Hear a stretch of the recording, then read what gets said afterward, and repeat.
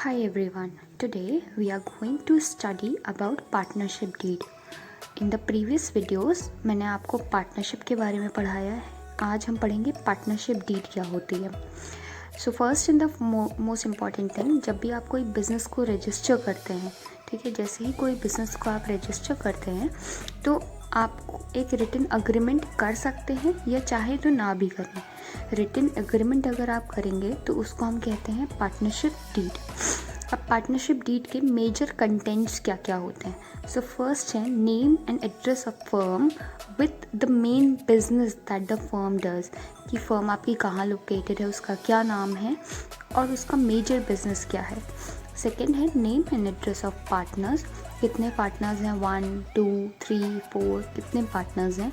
Minimum at least 2 partners होना compulsory होता है, तो मिनिमम 2 पार्टनर्स होने चाहिए और उसके साथ और कितने लोग आपकी फर्म में हैं. नेक्स्ट है कितना कैपिटल हर एक पार्टनर इन्वेस्ट करता है, that amount must be specified. Next है अकाउंटिंग पीरियड. अकाउंटिंग पीरियड मतलब आपका बिजनेस ईयर जो फाइनेंशियल ईयर है आपका वो अप्रैल टू मार्च है या फिर जनवरी टू दिसंबर है. It should B of 12 months. That is noteworthy कि जो आपका बिजनेस हो वो कितने मंथ्स का हो, 12 मंथ्स का हो. कोई भी बिजनेस आपका 12 मंथ्स का होना चाहिए. नेक्स्ट है कौन कौन से रूल्स आते हैं regarding the operation of bank account. Now bank account is important in view of दो तरह के अकाउंट्स होते हैं, capital and current account, which we will deal in the later process. Next है profit and loss sharing ratio क्या होना चाहिए. It can be equal और 1:2, 2:3 और any other ratio as defined by the partners.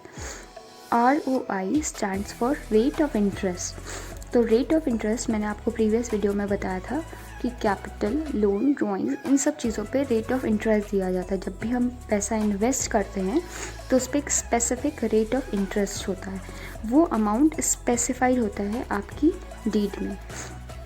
Next है अगर आप कोई ऑडिटर को अपॉइंट करते हैं जो कि आपके बुक्स ऑफ अकाउंट्स को चेक करेगा, तो उसका अपॉइंटमेंट किस तरीके से होगा, उसको रेम्यूनरेशन क्या मिलेगा या सैलरी क्या मिलेगी. नेक्स्ट है सैलरी और कमीशन. अगर हम किसी पार्टनर को, किसी मैनेजर को देते हैं तो उसको क्या मिलेगी. अब हम आते हैं rights, duties and liabilities of partners. जितने भी पार्टनर्स होते हैं उनके कुछ स्पेसिफिक राइट्स, कुछ बेसिक राइट्स होते हैं, जैसे उनको प्रॉफिट एंड लॉस मिलेगा, they have to bear the profits, they are suppose to get the profits, they have to bear the loss. Their duties कि वो अपने बिजनेस की तरफ लॉयल रहेंगे. लाइबिलिटीज जो भी बिजनेस के एक्सपेंसेस हैं उनको मैनेज करेंगे. तो ये सारी चीज़ें स्पेसिफाइड होती हैं कि किसको कितना करना है. Last next is treatment of loss, कि अगर लॉस होगा तो उसको कैसे ट्रीट किया जाएगा, उसको अगले साल एडजस्ट किया जाएगा, रिजर्व से कंपनसेट करेंगे या पार्टनर्स उसको फुलफिल करेंगे.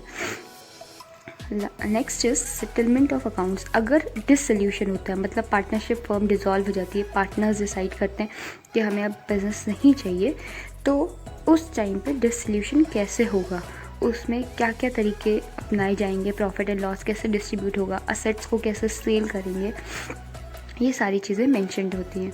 अगर पार्टनर्स के बीच किसी तरह का कोई भी डिस्प्यूट आता है, लड़ाई हो जाती है, तो उसको हम कैसे रिजॉल्व करेंगे.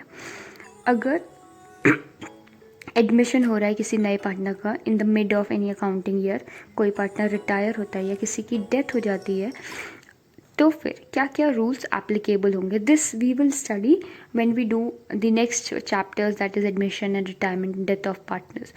और बिजनेस का कंडक्ट किस तरीके का होगा, बिजनेस को किस तरीके से कंडक्ट किया जाएगा. Very important and noteworthy, there are 2 points that it should be prepared and drafted under the stamps act. Okay, जो पार्टनरशिप डीड है आपकी, ये स्टैम्प्स एक्ट के अंडर में ही ड्राफ्ट होनी चाहिए और प्रिपेयर होनी चाहिए. और अगर पॉसिबल हो तो इसको रजिस्ट्रार ऑफ फर्म्स के साथ रजिस्टर कराया जाए. इन द नेक्स्ट टॉपिक मैं आपको कुछ प्रैक्टिकल्स भी कराऊंगी. Thank you so much. Please like my video, subscribe to my channel and hope you enjoy. Thank you.